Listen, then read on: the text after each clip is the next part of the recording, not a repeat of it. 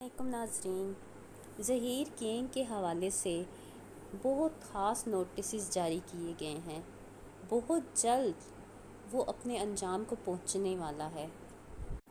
جج صاحب کے چیمبر میں کچھ ایسی گفتگو ہوئی ہے جس سے پتہ چلتا ہے کہ آنے والے وقت میں انصاف ضرور ہوگا۔ ظہیر گینگ بری طرح ایکسپوز ہو رہا ہے۔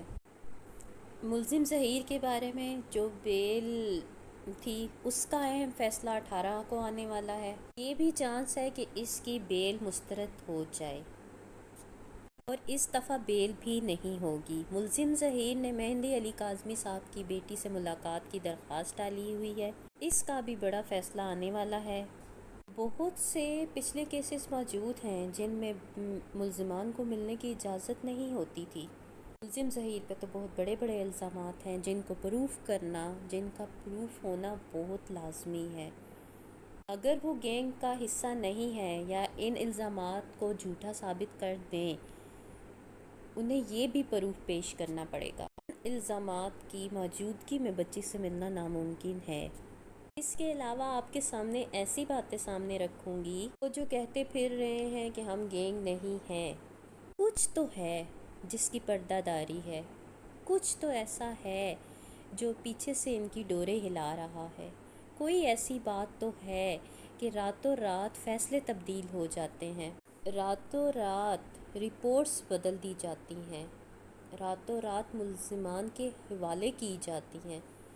ایسا کیا ہے کہ وہ رپورٹ مدعی کے حوالے ہونا بھی لازمی تھا اور مدعی کو اس رپورٹس کے بارے میں صبح سوشل میڈیا سے پتہ چلتا ہے؟ اس کے علاوہ بچی کا MLO نہیں کروایا جا رہا۔ ایسی کیا وجہ ہے کہ تفتیشی افسران نے 2 دفعہ تاریخیں ہوئیں، 6 جون اور 2 جولائی کو MLO نہیں کروایا؟ ان تاریخوں میں بچی کا MLO ساتھ ہی ہو جانا چاہیے تھا۔ ایسا کیا ہے کہ کیوں اس بچی کا MLO نہیں کروایا گیا؟ اس کے علاوہ ملزم کو ہراساں کرنے کے بارے میں عدالت میں آج بتایا گیا ہے کہ